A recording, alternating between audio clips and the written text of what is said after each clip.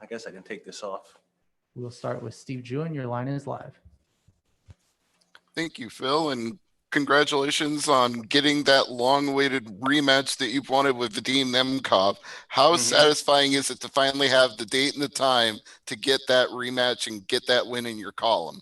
If I didn't know any better, it sounds like you just read the post I made on Instagram. But let's just say you didn't.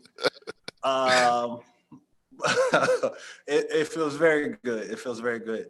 Vadim has only his stock has only gone up since we fought. He obviously defeated the champion and he won an impressive fashion. And speaking of stocks, let's talk about GameStop. I'm kidding. We're not gonna do that. But he's a good fighter, and now a lot more people know it, and they look forward to this fight a lot more. And it's definitely going to be one to remember. How many things have you had to tweak from that first experience that are going to play into this rematch to give you the win? How many things do I need to tweak? Is that what you said? Yeah. I thought you said tweet. I was like, I'm not big on Twitter anymore, but a lot of the positions I did win, I definitely need to tweak those. And a lot of the positions I didn't win as well. Normally I just concentrate on the areas where I didn't win and correct those, but I really want to drill in a lot of the areas where I did really well against him. He's a very, you saw him against the champion. I don't think he did land a head kick, but he's a proficient, really good kicker. He's a really good kicker.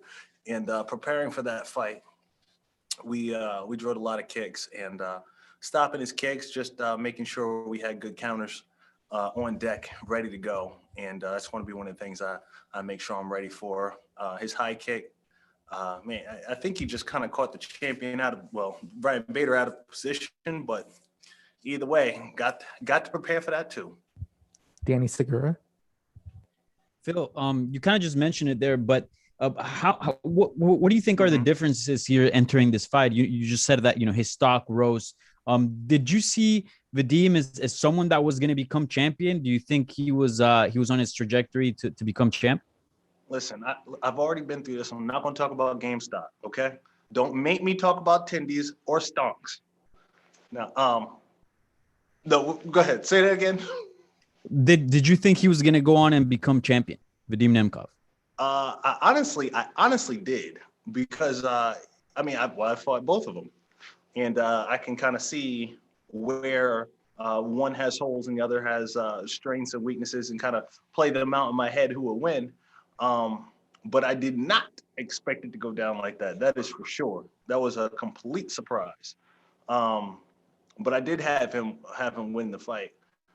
Styles make matchups, man, and he is a good, fun style, and that's what I look forward to. Go ahead, though.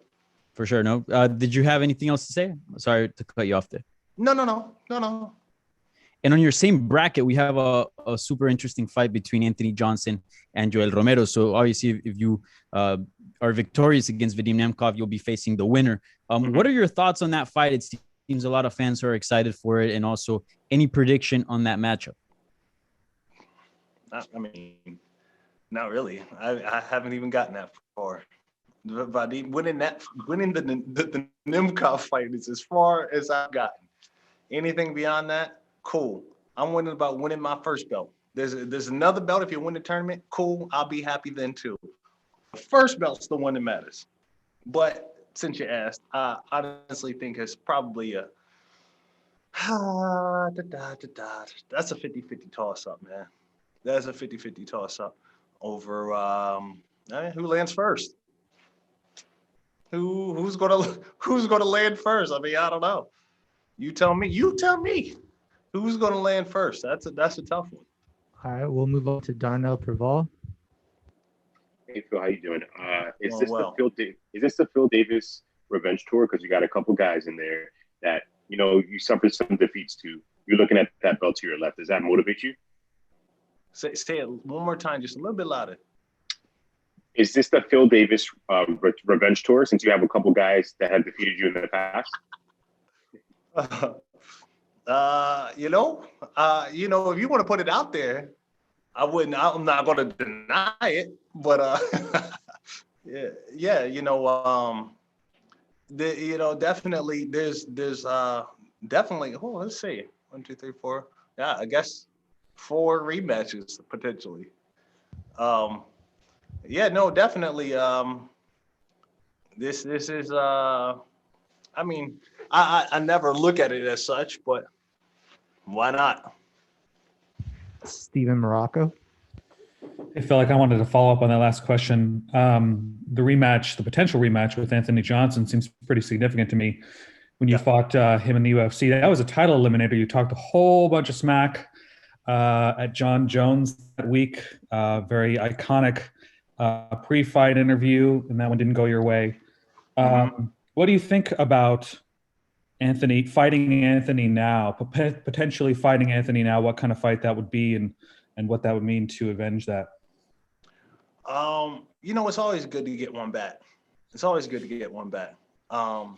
That in of itself makes it a special fight for me. But the first fight, I mean,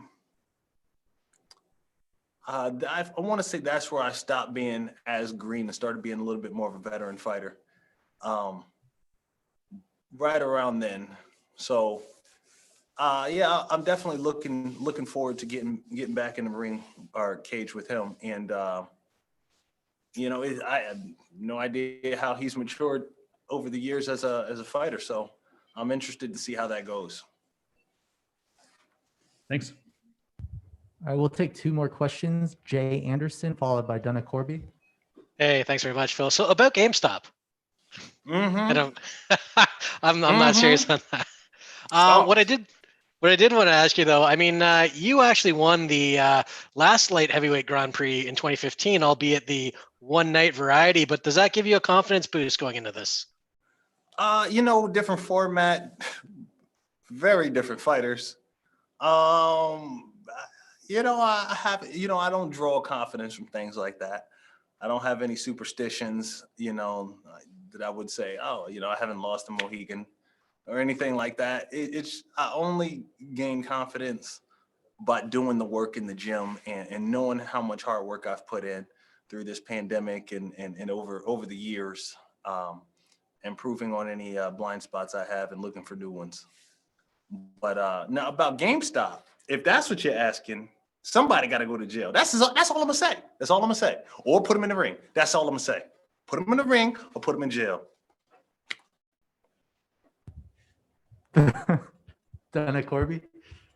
Phil, I actually did want to ask you about GameStop. I lost quite a bit on AMC myself, so I know I'm down big. Are you up big from the GameStop and AMC thing, or are you mad at Robinhood because you in fact lost almost as much as I did? Well, I should be up a lot more. I will tell you that they got to go to jail. Okay, these turkeys. Yeah. They owe me money, and I would love to see one of those cats, who Melvin Capital cats, whoever they are, whoever it is. Or maybe it's the Vladimir guy from Robinhood. Whoever it is, put them in that ring with me. Put me in the ring with them. Whatever. But I came out all right, but not as all right as I should have been. Maybe on one of those Dave Portnoy Rough and Rowdy shows, you could fight. You could fight your man. Yeah, seriously. All right, with that, we'll wrap it up. Thank you, Phil. We will be joined here shortly by Yoel Romero.